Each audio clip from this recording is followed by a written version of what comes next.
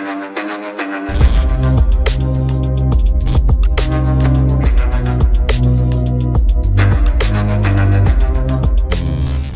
वालेकुम गाइस, मेरा नाम है रहमान अनवर और मेरा नाम है जफर इकबाल। और आज हम जिस वीडियो पर करने जा रहे हैं, इस वीडियो का टाइटल है भाई UAE going in FATF grey list, can India save it.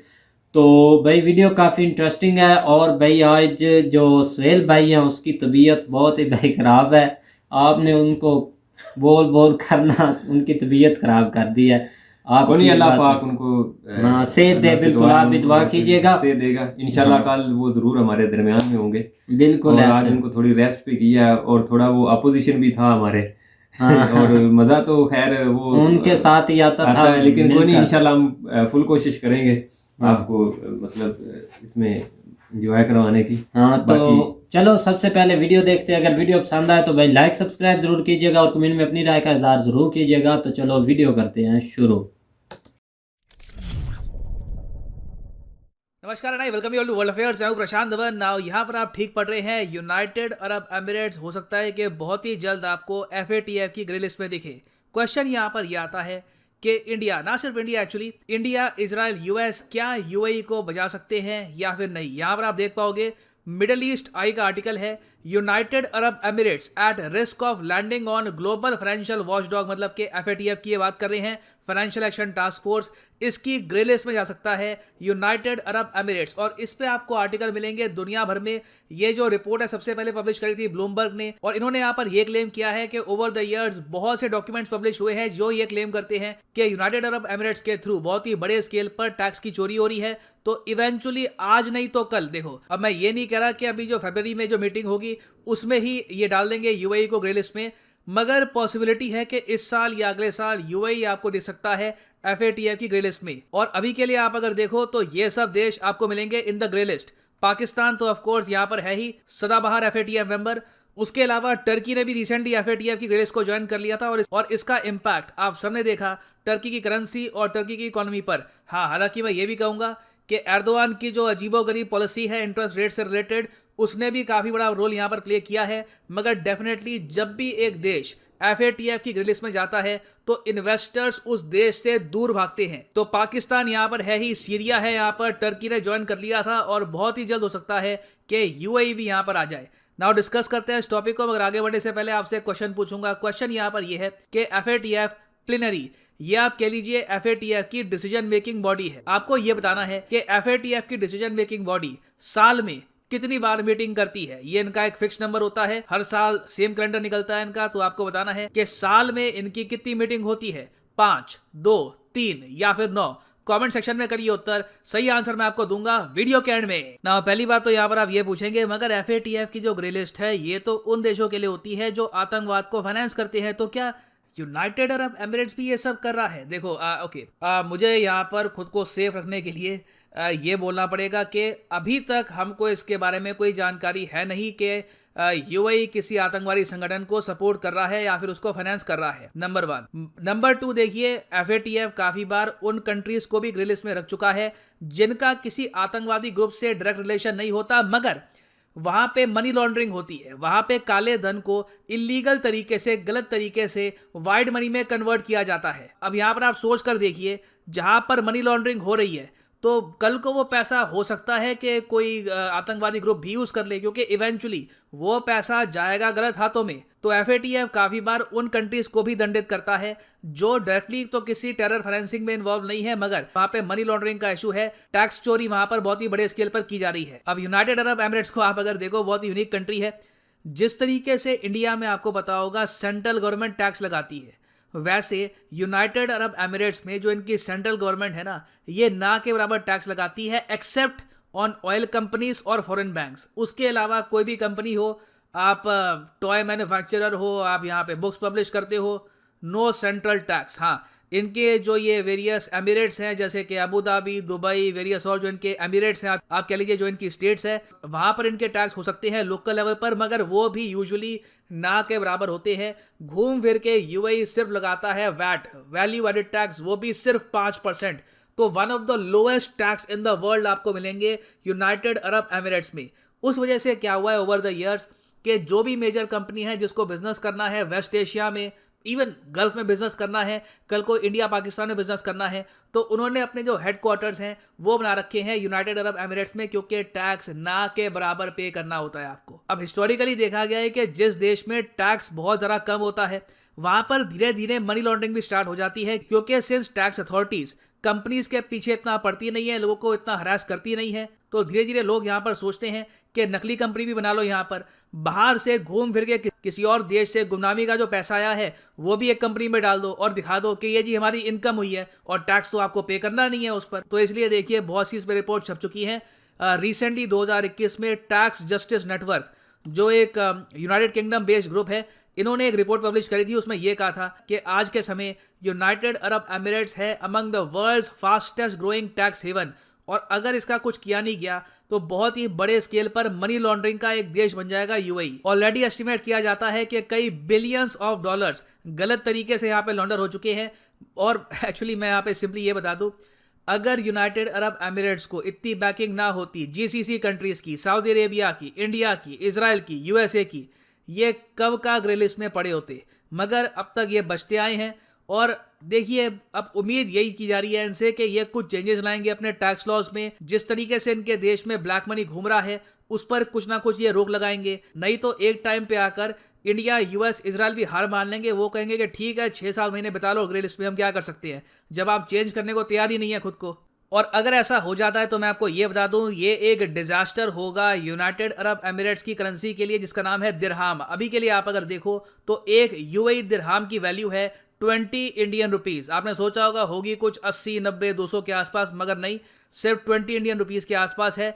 इसकी वैल्यू बहुत ज़्यादा गिर सकती है, लीरा की तरह गिर सकता है दिरहाम, अगर ये लोग ग्रे लिस्ट में चले गए तो।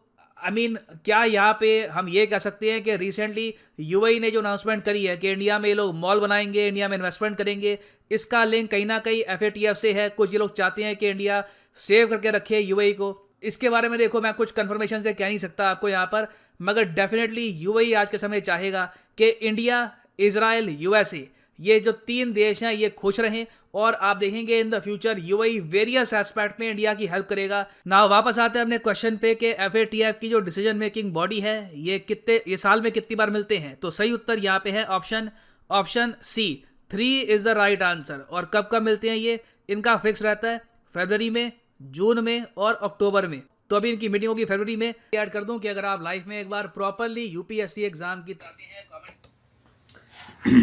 तो गाइस जैसा कि आप वीडियो देख रहे थे तो वीडियो भी काफ़ी इंटरेस्टिंग थी, और ये एक काफ़ी ना देश को पीछे ले जाने वाली बात है, क्योंकि पाकिस्तान को अभी 4 साल हो गए हैं कि वो ग्रे लिस्ट में है। पाकिस्तान 4 साल से है ग्रे लिस्ट में है। तो अभी जो इसके खतरात हैं, लास्ट मुझे लगता है कि पाकिस्तान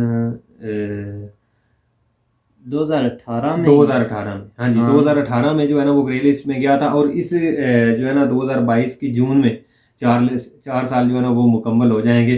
और हाँ, केक काटेंगे साहब इस चीज का। ऐसे ही है हमारे पास माशाल्लाह तुर्की भी आ गया है और दुबई भी आ जाएगा, और साथ ही लेकिन यहाँ पे एक और चीज भी है कि दुबई बच सकता है। ऐसे ही है क्योंकि दुबई के रिलेशन जो है ना वो बड़े मुल्कों के साथ जो है ना वो बहुत अच्छे हैं, और सारे जो बड़े इन्वेस्टर हैं, जो बड़े से बड़े इन्वेस्टर हैं दुबई के अंदर, वो सारे बड़े मुल्कों के ही है। बिल्कुल ठीक है, तो इसलिए जो है ना उसके चांसेस जो है ना वो 50-50% है। देखो आगे जो है ना वो फरवरी में जो उनका इजलास है उसमें देखो क्या होगा। बिल्कुल ऐसे ही। तो इन पर हंसी आ रही है भाई, हमारी भी कोई हेल्प कर दे।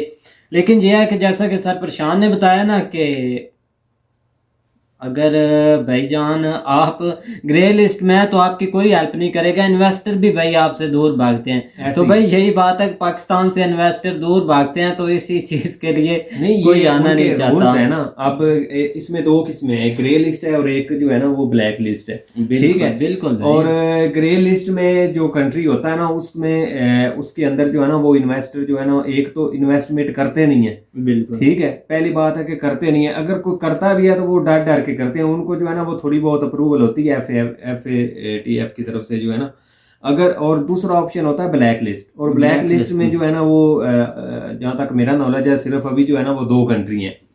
एक जो है ना वो दूसरा ईरान है, जी ठीक है। हाँ। और जो दूसरा है ना वो है नॉर्थ कोरिया, ठीक है। ये दो कंट्री जो है ना वो अभी ब्लैक लिस्ट में मौजूद है। और इस जो ब्लैक लिस्ट में होता है ना उसमें तो बिल्कुल जो है ना वो कोई इन्वेस्टर जा ही नहीं सकता वहाँ। बिल्कुल ऐसे नॉर्थ कोरिया में वैसे भी उनके भाई रूल ही बहुत सख्त हैं। वो एक ही है भाई मोटा भाई, वही वहाँ बैठा हुआ है, उसको कोई काम ही नहीं, वो कभी कोई रूल वहाँ निकाल देता है। तो अभी जो रूल उसने निकाला हुआ था कि 11 दिन आपने भाई हंसना ही नहीं है, किसी को देख लेते भाई वो सजा भी काफ़ी सख्त देता है उसने, लेकिन उसके रूल ही अलग-अलग हैं अगर उसकी बात की जाए तो।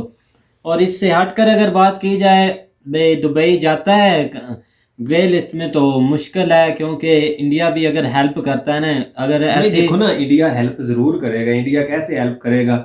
इंडिया तो एक बिल्कुल उनका क्लोजली जो है ना वो साथी भी है, ठीक है ना। बिल्कुल। तो अभी ये लास्ट में अभी हमने 2-3 दिन पहले जो है ना उस पर वीडियो भी बनाई, और ये बहुत ओपनली चीज़ है कि उन्होंने जो उधर कश्मीर में जो है ना वो इन्वेस्टमेंट कर रहे हैं, ठीक है ना।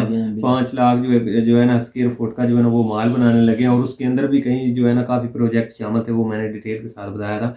लिहाजा जो है ना हमें लगता नहीं है कि वो जाएंगे, लेकिन अगर चले भी गए, जिस तरह सर ने बताया कि वो अगर चले भी जाते हैं ना तो ऊपर वाले जो उसके साथ जो उनके दोस्त ममालिक है ना वो उसको हौसला देंगे कि भाई आप 5-6 महीने जो उधर रह लें, फिर कोई मसला नहीं, एक दफ़ा जो है ना वो मसला सैल जो है ना वो एक दफ़ा हाल क्लियर हो जाएगा। ये लास्ट मुझे लगता है उन्होंने ना नवंबर में कुछ शिक्के पेश की भी हैं उधर FATF में दुबई वालों ने, कि लेकिन वो जो है ना उनको सेटिस्फाइड नहीं कर सके, इसलिए जो है ना वो प्रेशर थोड़ा ज़्यादा है और जा भी सकता है, इसमें कोई शक नहीं है।